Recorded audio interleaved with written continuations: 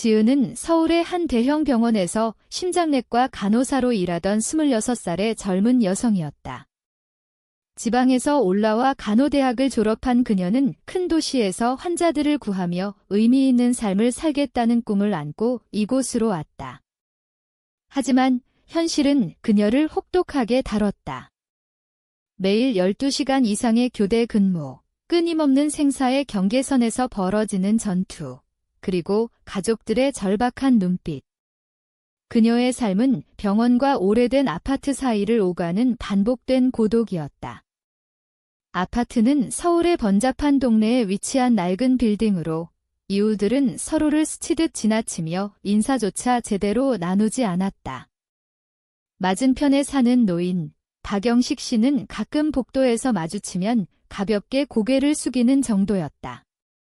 그는 은퇴한 회계사처럼 보였고 늘 카디건을 입은 채 조용히 움직였다.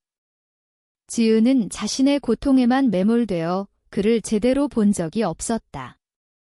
그녀의 일상은 피로와 후회로 얼룩져 있었다. 특히 2년 전 병원에서 일어난 그 사건 이후로. 그날 지은은 선배 간호사와 함께 환자를 돌보고 있었다. 환자는 심장병으로 입원한 70대 여성, 마가렛 같은 이름이 아니라 김순자 씨였다. 그녀는 지은의 실수로 약물 투여를 잘못 받았고 그로 인해 상태가 급격히 악화되었다. 지은은 그 실수를 알았지만 병원의 압박과 자신의 경력이 두려워 입을 다물었다. 순자 씨는 결국 세상을 떠났고 지은은 그 비밀을 가슴에 묻은 채 살아왔다. 그 침묵은 그녀를 밤마다 괴롭혔지만 그녀는 이를 잊기 위해 더 열심히 일했다. 그러나 그 상처는 점점 그녀의 마음을 갉아먹었다. 그날은 10월의 화요일이었다. 지은은 16시간 근무를 마치고 집으로 돌아왔다. 병원에서 2명의 환자를 잃었고 1명을 가까스로 살렸다. 특히 73세 할머니 환자의 딸이 지은의 손을 잡고 전말을 위해 싸워줘서 고마워요 라고 속삭였을 때 그녀의 가슴은 찢어질 듯 아팠다. 계단을 오르며 발걸음이 무거웠다.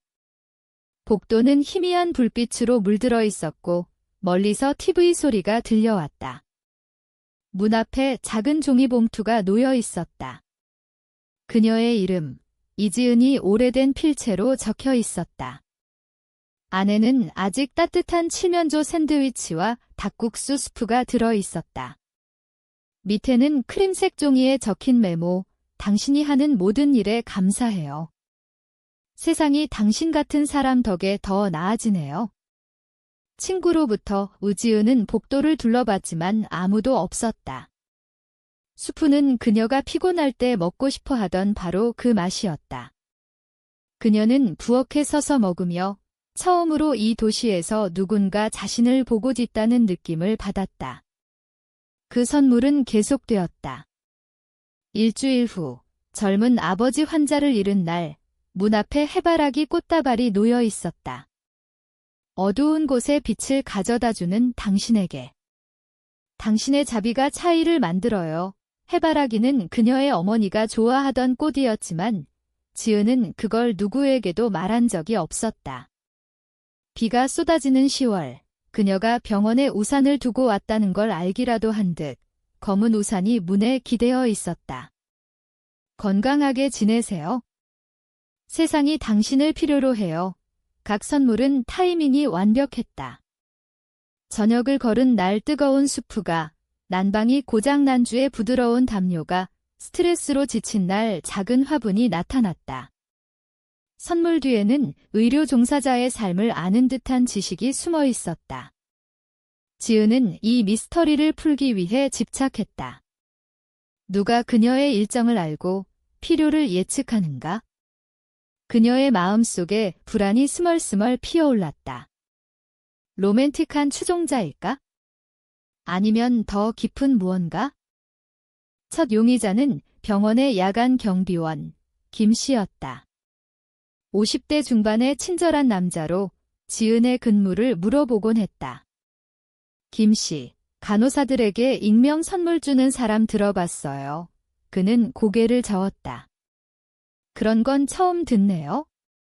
누가 짝사랑하나 보군요. 이지은은 로맨스를 의심했지만 선물은 더 깊은 배려처럼 느껴졌다. 다음은 감독 의사, 이 박사였다. 그녀의 나이 또래의 싱글 남자로 어려운 케이스에서 격려를 아끼지 않았다. 이 박사님, 직원들에게 선물 주는 사람 알아요. 그는 웃었다. 수호천사 같네요. 나였으면 좋겠지만 아니에요. 아래층 이웃, 최할머니도 의심스러웠다. 은퇴한 교사로 지은의 피곤한 모습을 종종 언급했다. 할머니, 제 문 앞에 패키지 놓는 사람 봤어요. 그녀는 흥미로워했다. 아니, 하지만 그건 로맨틱이 아니라 진짜 배려 같아요. 부모처럼 미스터리는 깊어졌다. 지은은 일정을 바꿔보았고 계단에 숨어 기다리기도 했다. 하지만 선물은 항상 마법처럼 나타났다. 건물 관리인에게 물어봤지만 수상한 사람은 못 봤어요. 라는 답만 돌아왔다. 카메라를 설치할까 고민했지만 그건 신뢰를 배반하는 기분이었다. 선물은 값비싼 게 아니었다. 겸손한 예산 속에서 나온, 하지만 그녀의 고통을 이해하는 듯 했다. 11월, 3명의 환자를 잃은 주에 가장 의미 있는 선물이 왔다. 작은 가죽 노트, 당신의 생각, 걱정, 희망을 위해. 적으면 가벼워질 거예요. 당신이 만지는 모든 생명이 더 나아져요. 지은은 소파에 앉아 울었다. 그 주에 잃은 환자들 45세 건설 노동자, 손녀 결혼을 준비하던 할머니, 19세 대학생 각각의 상실이 그녀를 의심하게 만들었다.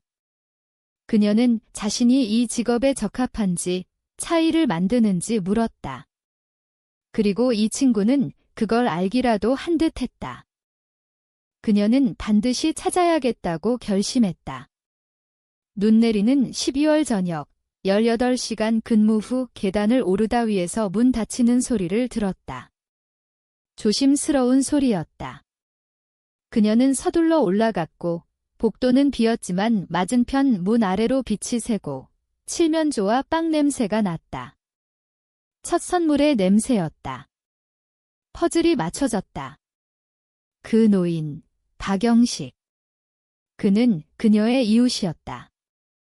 다음 날, 지은은 빵집에서 커피와 페이스트리를 사들고 그의 문을 두드렸다. 문을 연 그는 예상대로였지만 눈빛이 달랐다. 박영식 씨예요. 그는 조용히 말했다. 네, 그리고 당신이 알아챘군요. 그녀는 커피를 내밀었다. 얘기 나눌래요? 그는 망설이다 안으로 들였다. 그의 아파트는 지은의 것과 대칭이었지만 따뜻함이 가득했다. 책장, 편안한 가구, 그리고 한 여성의 사진들. 그 여성은 간호사 복장을 입고 있었고 피곤하지만 미소 짓는 얼굴이었다. 그건 제 아내, 김순자예요. 그는 말했다. 2년 전에 세상을 떠났어요. 그들은 테이블에 앉았고 그는 떨리는 손으로 페이스트리를 정리했다. 그녀는 간호사였어요. 당신처럼 심장내과에서 37년 일했죠. 지은의 가슴이 철렁 내려앉았다. 김순자 그 이름은 그녀의 악몽이었다.